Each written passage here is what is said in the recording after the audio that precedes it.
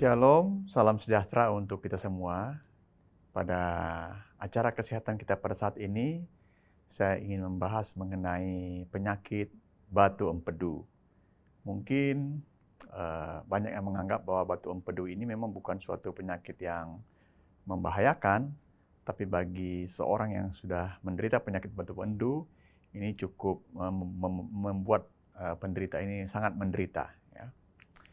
Baik. Pertama, mungkin yang harus kita tanyakan adalah apa sebenarnya penyakit batu empedu itu? Ya. Tentunya adalah adanya batu di kantung empedu. Mungkin bagi kita sudah familiar kalau kita berbicara adanya batu di ginjal, atau di saluran kemih, atau di kantung kemih. Tapi mungkin masih banyak juga yang belum menduga bahwa di empedu kita, di kantung empedu kita itu juga bisa terdapat batu. Dan kalau ada batu di kantung empedu, maka ini bisa menyebabkan nyeri perut yang mendadak, sehingga membuat orang yang menderita ini sangat kesakitan. Nah, sebelum kita membahas mengenai penyakit batu empedu ini, kita perlu tahu dulu apa fungsi dari kantung empedu ini. Ya. Kantung empedu ini sebenarnya adalah suatu organ atau semacam kantung yang terletak di bawah organ hati. Bentuknya kecil, terletak di bawah organ hati, dan kantung empedu ini sebenarnya adalah tempat penampungan daripada cairan empedu. Jadi hati kita akan memproduksi cairan empedu yang akan digunakan untuk proses pencernaan, terutama pencernaan makanan yang berlemak, termasuk kolesterol. Dan cairan yang dihasilkan oleh hati ini, yang disebut cairan empedu, akan ditampung sementara di kantung empedu.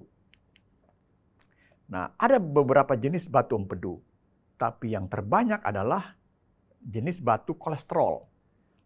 Ada kurang lebih 80% dari batu empedu itu jenisnya adalah jenis batu kolesterol. Mengapa bisa terdapat batu di kantung empedu atau bisa terbentuk batu di kantung empedu? Ya, ada beberapa teori sebenarnya yang menjelaskan. Yang pertama adalah adanya konsentrasi yang tinggi kolesterol di dalam kantung empedu, sehingga tidak semua kolesterol itu bisa dimetabolisme dan sebagian akan mengendap, membentuk batu kolesterol itu. Ada juga yang menyebutkan terjadi proses pengkristalan kolesterol dalam kantung empedu yang dipengaruhi oleh hormon-hormon pada manusia. Kemudian bisa juga disebabkan adanya gangguan pengosongan dari kantung empedu, ya, kontraktilitas dari kantung empedu, sehingga cairan empedu itu akan tertahan lama di kantung empedu dan memudahkan terbentuknya batu empedu. Siapa saja yang beresiko untuk menderita batu empedu? Dikenal dengan ada istilah 4F atau 5F, ya, sebagai kelompok yang rentan atau beresiko untuk menderita penyakit empedu. Yang pertama adalah fat atau orang yang gemuk atau obesitas. Ini adalah kelompok yang rentan untuk terkena batu empedu. F yang kedua adalah 40 atau dari segi usia adalah orang yang berusia di atas 40 tahun. F yang ketiga adalah female atau wanita. Ya, jadi wanita 4 kali lebih beresiko daripada seorang pria. Kemudian F yang keempat adalah fertile, yaitu wanita yang subur. Jadi memang penyakit ini insidensinya adalah lebih tinggi pada wanita dibandingkan pada pria.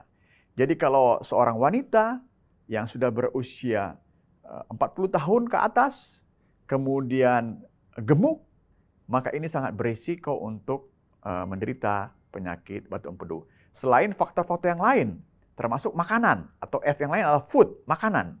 Makanan yang tinggi lemak dan rendah serat, ini juga adalah pola hidup, pola makan kita yang beresiko bagi kita untuk menderita penyakit batu empedu.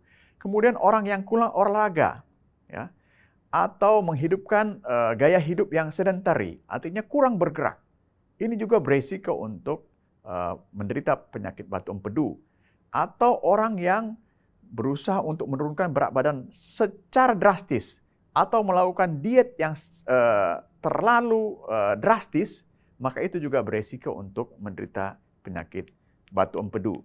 Apa gejala dari penyakit batu empedu ini? Ya, dikatakan ada 80% penderita itu tanpa gejala. Ya. Tapi kalau seorang yang menderita batu empedu kemudian timbul gejala, maka gejala yang akan diderita adalah mirip seperti penyakit lambung, atau orang bilang seperti penyakit MAH. Ya. Tidak ada nafsu makan, mual, muntah, rasa kembung, kadang-kadang disertai diare. Jadi gejala penyakit batu empedu ini mirip sekali dengan orang sakit MAH. Ya. Tapi yang bedanya adalah ketika orang dengan gejala seperti ini kemudian diberikan obat MAH, maka tidak akan sembuh-sembuh. Karena memang sumber penyakitnya berbeda. Tapi banyak orang yang datang, kemudian kontrol, sudah sakit MAH yang lama bertahun-tahun, tapi tidak sembuh-sembuh. Setelah diperiksa dengan teliti, ternyata menderita penyakit batu empedu. Nah, yang membedakan lagi adalah penyakit ini dengan penyakit lambung atau penyakit MAH adalah, walaupun gejalanya sama, tapi pada penyakit batu empedu, maka gangguannya atau nyerinya itu timbul justru setelah orang makan. Terutama makan makanan yang berlemak atau berminyak. Entah makan sambal, makan santan, maka gejala akan timbul. Ya. Sebaliknya kalau orang sakit MAH biasanya, itu gejala timbul saat mereka terlambat makan. Tapi pada penyakit batu empedu, gejala mirip seperti MAH, tapi justru gejalanya timbul, nyerinya timbul setelah orang selesai makan. Makanan yang berlemak terutama ya. Dan sakitnya itu adalah sakit di daerah perut, terutama di perut kanan atas. Sesuai dengan lokasi daripada kantung empedu itu. Kadang-kadang bisa tembus sampai ke belakang, ya, tembus sampai ke belakang gejalanya. Nah, bagaimana kita mendiagnosa atau kita memikirkan bahwa apakah saya ini menderita penyakit batu empedu? Melalui gejala-gejala yang khas yang sudah saya uraikan tadi, itu kita bisa mengkira-kira. Kalau saya sakit perut tiba-tiba atau orang sakit perut tiba-tiba, sesudah makan, terutama makanan yang berlemak, tiba-tiba sakit. Mungkin ini adalah penyakit batu empedu. Bisa juga dari pemeriksaan fisik. Tapi pemeriksaan yang lebih akurat kita bisa lakukan kalau kita melakukan pemeriksaan ultrasonografi atau USG. Maka dengan mudah kita akan bisa melihat apakah ada batu di empedu, di kantung empedu atau tidak. Ya. Nah, bagi orang yang sudah menderita penyakit batu empedu ini, bagaimana cara mengobatinya? Ada dua cara pengobatannya. Yang pertama adalah melalui obat-obatan. Ada obat yang diresepkan oleh dokter untuk melarutkan kolesterol di dalam kantung empedu kalau sudah terbentuk batu. Tetapi obat ini harus diminum dalam jangka waktu yang lama, bisa berbulan-bulan. Ya. Kadang-kadang orang yang sudah ada batu empedu, kemudian diberikan obat oleh dokter, baru seminggu 2 minggu langsung kontrol. Dan batunya tidak berubah. Dan obat-obatan untuk penyakit batu empedu ini memang harganya relatif mahal.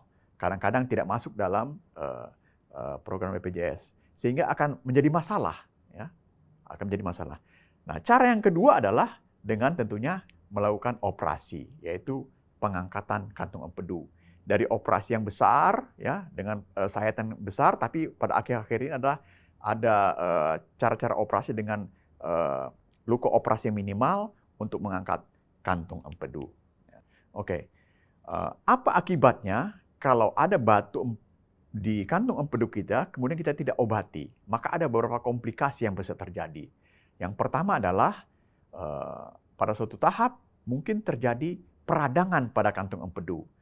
Kalau batu empedu yang sudah disertai dengan peradangan pada kantung empedu, maka orang tersebut akan mengalami panas tinggi, nyeri hebat di perut, ya, karena adanya peradangan pada kantung empedu.